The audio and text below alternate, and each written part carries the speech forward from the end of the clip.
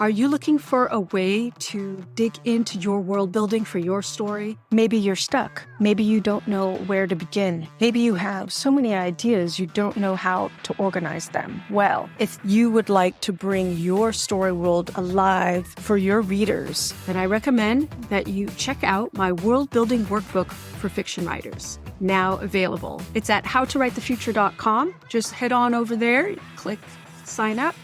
Put your name and email, and there you go. That workbook will be delivered to your inbox straight away.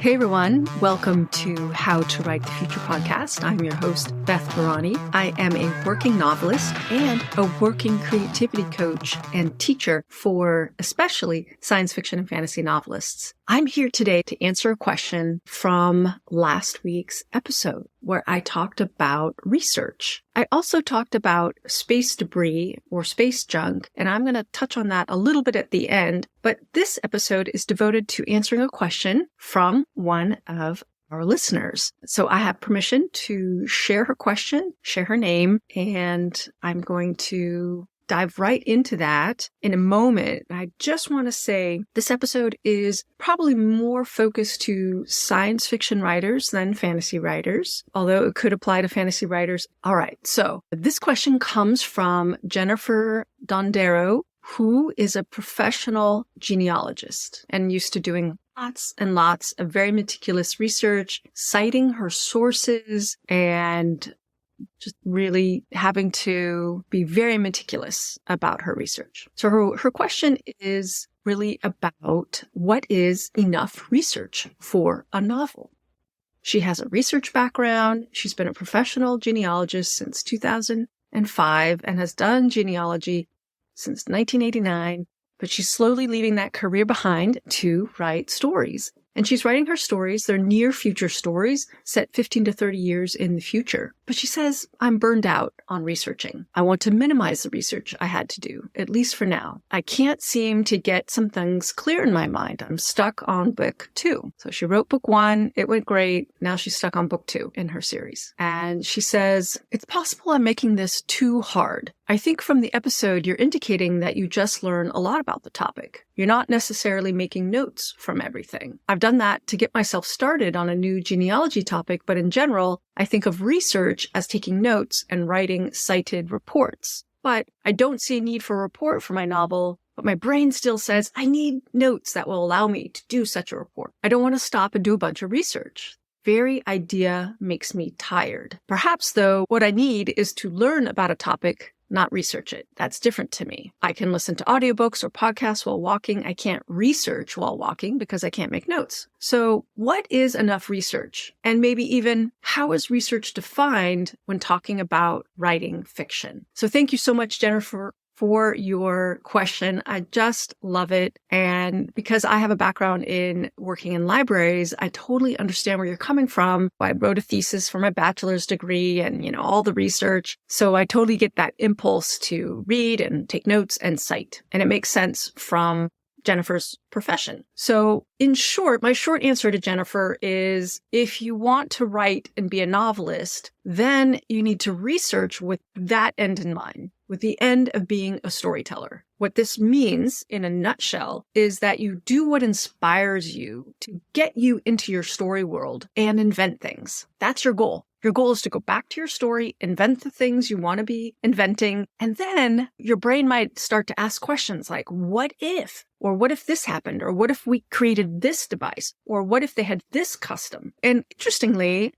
and this is where this applies to science fiction writers and not fantasy writers so much, unless you're doing science fantasy, which is a wonderful mashup of the two. If you're writing about anything that presumes to take place in the future, we can research all we want in the here and now based on what's coming out of laboratories and all that cool stuff. But of course, no one can predict the future. So our research really, in this case, you're right, Jennifer, it's about learning. It's about learning about the new topic. It's about learning something you didn't know or learning some details and then taking that and being inspired and going back to your story. So your story actually is about characters up against conflict. And so what you're inventing might be things about their landscape. might be things about their background, their history, their culture, might be about the physical artifacts that they interact with as normal in their daily life. So your job is to take what you've learned, and you're right, it isn't research in the academic sense, learning these new things, and bring them into your story so your character can interact with the artifacts, with the cultural behaviors and assumptions that exist inside your world. I hope that helps. My motto for myself around research specifically is, if it's not fun, stop doing it, because the creative process really needs us to be inspired, needs us to come alive, be on fire. And if it's your hobby to listen to some fun audios and things like that when you walk and that inform you, and it's some cool subject, like I love to listen to the space launches, and also I love to learn about space junk. So do what inspires you and what gets you back to the page. That's the goal. The goal is not to write a report, not to create citations, although keep track of those. And Jennifer, you let me know that you did put them in the file that you're using to write your book, and that inspired you and got you thinking about your character. And that's awesome. I do too. I take the things I learn and I cite sources so that I can come back to it if I want and study it some more. And then I have another file, I use Scrivener, where I write what exists in my world. So I might, for example, time zones. I was studying time zones the other day, and I have to decide, where does my space station, which time zone does it use? So I have a list of today's time zones for the different locations. And then I have some locations that don't exist in today's world. I'm like, what time zone will that be? Well, all that goes into the story world list of details. So I want to just come back to space junk or space debris. And I've been daydreaming about creating an imaginary news show or news broadcast inspired partly by a woman who does space weather. Okay, so there's this fabulous woman who has her own YouTube show called Space Weather Woman. Her name is Tamitha Scove, and she puts out this fabulous broadcast on space weather, which is essentially how the sun is impacting us over here with our telecommunications, our satellites, the auroras, and how it impacts people who are flying a lot, the flight crew plus passengers. And she'll talk about solar flares, and it's fabulous. So my daydream was to create an imaginary show like hers, specifically talking about what new space junk is being put into orbit around the planet because of all the launches going on. So it's a little bit of a social critique and a little bit like, hey, we need to be aware of this. So anyway, I'm curious to hear if anybody is interested in that and excited about it like I am. It's actually kind of a scary topic. Also, I am in the beginning stage of building a whole series of interviews and podcast episodes around interviewing space debris experts. So just going to put that out there. If you know of people in this field already, let me know. I'm working my network to meet all these people. And so I'm putting it out there to you. If you know of anyone in the space junk, space debris, orbital debris industry, I would love to meet them and interview them for How to Write the Future podcast. All right, everyone. That's it for this week's episode. Stay tuned for more episodes coming. I have some great interviews in the pipeline coming. That's all I'm going to say right now. If you're watching me on social media, you might hear some of the bits and pieces that I'm dripping out about these guests that are coming in. Please like, subscribe, and, please share with the writers in your life who are writing science fiction and fantasy and want to create positive, optimistic futures, because when we vision what is possible, we help make it so. That's all for this week, everyone. Take care and happy writing.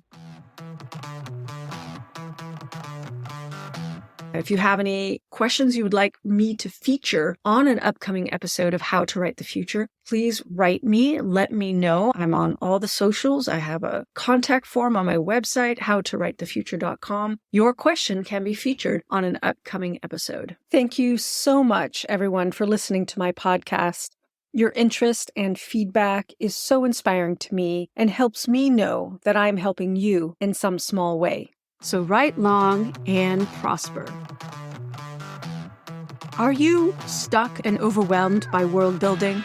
Then check out my new world building workbook for fiction writers. It will help you brainstorm your way through all the challenges. It will help you bring specifics and clarity so that your book will come alive and your reader will feel immersed in your story world. When your reader is immersed, they don't want to leave your story world, and they will read on into the night and wait for the next book and bug you for the next book.